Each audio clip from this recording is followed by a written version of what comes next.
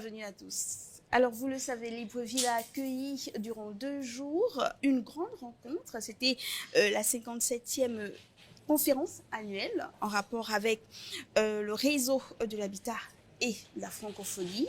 Cette rencontre a réuni de nombreux acteurs entre les investisseurs, les pouvoirs publics, mais également la francophonie et les partenaires stratégiques et financiers. Sur le plateau, nous avons justement la partie des pouvoirs publics. Monsieur, bonjour. Alors, je vous présente. Vous êtes Monsieur Rodrigue Ndomba Dambia. Vous êtes secrétaire général du ministère du Logement, de l'Habitat et de l'Urbanisme et du Cadastre. Bienvenue. Bonjour Madame Ocom, merci. Déjà, vous dire, c'est un grand rendez-vous au Gabon. Selon vous, quelles sont les raisons qui ont amené cette grande rencontre ici à Libreville? Rebonjour Madame Ocom et merci de me recevoir sur votre plateau. Il est utile de préciser le cadre de notre présence ici, de ma présence sur votre plateau. Cette présence fait suite à l'organisation au Gabon de la 57e conférence annuelle du réseau Habitat et Francophonie. Alors, qu'est-ce que c'est le réseau Habitat et Francophonie, en abrégé RHF?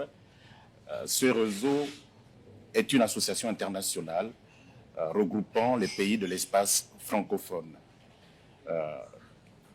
auquel prend part des institutions publiques du secteur de l'habitat et du logement. C'est une plateforme, un cadre d'échange entre tous ces pays sur les questions, les problématiques liées relatives au logement, à l'habitat. Alors, après la 56e conférence organisée au Québec, au Canada en 2024, le réseau RHF a choisi, a fait l'honneur au Gabon d'abriter sa 57e conférence annuelle à Libreville, au Gabon. Donc, vous comprenez que c'est un honneur pour nous. Alors, durant les 2 jours de cette conférence, il a s'agi essentiellement, il faut rappeler d'abord cette conférence dont le thème est booster le financement du logement abordable. D'accord. Sur ce thème, il a s'agi pour tous les participants venus de la quasi-totalité des pays de l'espace francophone d'échanger, de partager leur expérience sur le financement du logement abordable afin de résoudre l'épineuse question du déficit en logement qui se pose dans la quasi-totalité des pays de l'espace francophone. Alors, on comprend, monsieur le secrétaire général, que le choix de Libreville est purement stratégique. Après le Québec, Libreville, le côté stratégique est là, mais il y a aussi la problématique qui est là. Si vous parlez du financement et du logement, tout de suite, la question que nous, on aimerait vous poser, c'est quel état des lieux que l'on fait du secteur du logement et de l'habitat au Gabon? Alors, la question du logement au Gabon est marquée par un déficit énorme et toujours plus croissant en logement, notamment en ce qui concerne le logement social, mais pas seulement du logement, mais aussi la mise à disposition des terrains à bâtir avec titre foncier. C'est pour ça que son Excellence Brice Clotaire Oligui Nguema, président de la République, chef de l'État, chef du gouvernement, a mis au cœur de sa politique sociale, et vous l'avez suivi lors de son discours d'investiture, la problématique du logement. Et sur ce, il a instruit le ministre en charge du logement, M. Ludovic Méniendon, d'accélérer pour résoudre le problème du logement, donc réduire le déficit en logement. Ces très hautes instructions sont consignées dans une feuille de route qu'il a transmise à M. le ministre. Et cette feuille de route contient 2 points principaux, 2 axes principaux. Lesquels? Premier axe, c'est aménager, produire des terrains à bâtir pour les populations gabonaises, avec titre foncier. Deuxième axe, c'est construire des logements sociaux, accélérer, construire des logements sociaux. Sur la production des terrains à bâtir, et vous avez vu certains projets qui ont été lancés, dont le plus récemment et qui est en cours, c'est le projet d'aménagement des terrains à bâtir à Igoumié dans la commune d'Ovendo, projet qui se fait en partenariat entre le ministère de l'Habitat et la société Résidence pour tous. Donc, c'est une matérialisation de cette volonté politique du chef de l'État pour mettre à disposition des Gabonais des terrains à bâtir avec titre foncier. Et je crois que vous avez distribué, vous avez assisté la dernière fois à la distribution des titres fonciers. Lorsqu'on parle de résoudre la crise du logement au Gabon, on peut employer le mot crise, et cette problématique-là n'est pas exclusivement gabonaise. Dans de nombreux pays africains, durant ces 2 jours d'échange à Libreville, on a vu qu'il y a de nombreux pays africains qui sont confrontés à cette difficulté. Lorsqu'on parle de résoudre le déficit en termes de logement, on s'adresse à quelle couche de la population? Et là, la couche, on s'adresse d'abord au plus grand nombre, c'est-à-dire nos populations qui n'ont pas forcément beaucoup de moyens pour acquérir des logements très chers, excessifs. Et c'est pour cela qu'on parle du logement abordable. C'est ça le thème, booster le financement du logement abordable à tout son sens. Ça veut dire avoir des prix qui permettent l'accès au logement au plus grand nombre, ça soit les agents publics, les fonctionnaires, ça soit les professions libérales, nos parents, les commerçants, nos parents qui font du commerce. Et donc, ça s'adresse à toutes les couches de la population, mais notamment à la couche qui ne peut pas avoir accès au logement s'il n'y avait pas l'intervention de l'État. C'est pour ça qu'on parle de logement abordable. Et là-dedans, l'État a un rôle important à jouer, même si on doit faire des partenariats, et c'est le cas avec des entreprises du secteur privé, mais l'État, son intervention, c'est de faire en sorte que les logements qui sont construits soient accessibles avec le prix. Et donc là, il y a des interventions. Je vous citerai, en termes de logement, aujourd'hui lancé par Monsieur le ministre, notamment dans la zone du PK27 à Coltan, près de Florentine, il y a un certain nombre de chantiers qui ont été lancés, partenariat public-privé. Et là, ce seront des logements abordables. Pourquoi? Parce qu'il y a une intervention de l'État, même si c'est des partenaires privés.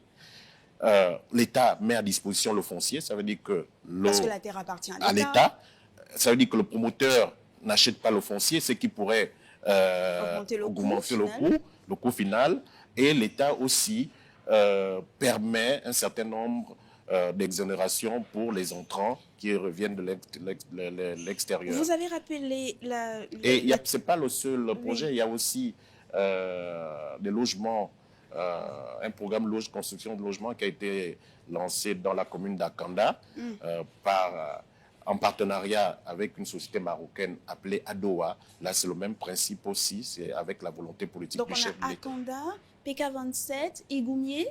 Igoumié, c'est pour les parcelles. Parfait. Et il y a d'autres projets d'aménagement de parcelles dont monsieur le ministre pourra avoir la primeur d'annoncer. Alors, vous avez annoncé la thématique de cette 57e conférence annuelle du réseau Habitat et Francophonie. Comment booster, là je pose la question, comment booster le financement du logement durable? Je vous pose cette question-là, on est au Gabon, vous parlez de partenariat public-privé, le rôle central de l'État. C'est vrai, partenariat public-privé, c'est-à-dire que l'État met ses fonds, mais que d'un autre côté, on va aller chercher des financements. C'est chez qui qu'on va chercher ces financements? Alors, ces financements, on va évidemment chercher dans le secteur privé, local ou étranger, mais aussi auprès des institutions financières internationales. Vous avez vu lors de cette conférence la présence, par exemple, de Shelter Afrique, qui est une banque de développement qui finance la production de développement abordable en Afrique. Et d'ailleurs, pour lequel le Gabon est membre depuis longtemps. Mais la question du financement, c'est aussi un certain nombre de leviers, les leviers qu'il faut mettre en place. Et là, nous tenons, au nom du ministre, je tiens à remercier le chef de l'État, qui récemment a décidé de rétrocéder le Fonds national de l'habitat au ministère de l'Habitat, fonds qui était ces dernières années géré à la Caisse des dépôts et de consignation. Ce fonds qui est en pleine restructuration va permettre de venir justement aussi participer à financer donc la production de logements abordables. Fonds d'ailleurs que nous avons bien connu dans les années antérieures, qui a permis de réaliser un certain nombre de programmes de logement social, notamment à travers la Société nationale immobilière, la SNI. Alors, nous sommes des médias et on sait tout ce qui se fait en termes de politique, notamment pour promouvoir le logement pour tous. Il y a une question centrale à tout cela, c'est le coût du produit fini. Vous avez dit que ce sont des logements, l'ambition ou le projet est destiné à toutes les couches de la société, des plus favorisés au moins. Mais comment on fera pour fixer le coût final? Est-ce qu'il y a une étude qui sera faite pour prendre en compte l'inflation, le coût de la vie qui est cher déjà? Est-ce que le Gabonais lambda aura la possibilité au final d'avoir un logement? Quelles seront les stratégies mises en place par le gouvernement pour se dire on va fixer à tel montant la question d'un logement au Gabon? Évidemment, ce sont les questions que nous nous posons au niveau du ministère de l'Habitat, mais là, maintenant, je ne veux pas vous donner, je ne veux pas m'avancer en vous donnant un coup, mais tout ce que je peux vous dire, c'est que la politique publique, justement, puisqu'on parle logement abordable, est faite pour, justement, ramener le prix du logement vers le bas le plus possible pour qu'il soit accessible. C'est pour cela, et je reviens sur ces mécanismes, n'est pas mettre le foncier à disposition gratuitement, faciliter les exonérations en termes fiscaux et douaniers et d'autres mécanismes, la contribution du Fonds national de l'habitat qui, dans les projets de construction de logements, un élément qui coûte cher, c'est l'aménagement. C'est l'aménagement. Et donc, ce fonds, l'idée, c'est de voir comment l'État, à travers, par exemple, FNH, expérience qu'on a connue avec succès dans le passé, peut prendre en charge notamment la viabilisation pour que quand un promoteur privé vient, il n'a plus ces questions-là à traiter, ce qui fait qu'on a des logements avec les prix les plus bas possibles. D'accord, avant de nous séparer, Monsieur Rodrigue Ndouma Diomba, vous qui êtes secrétaire général du ministère du Logement, de l'Habitat, de l'Urbanisme et du Cadastre au Gabon, rapidement revenir sur les enjeux de la taxe foncière, parce que le logement, c'est ça aussi. Mais les enjeux de la taxe foncière, c'est comme tout impôt fiscal, c'est déjà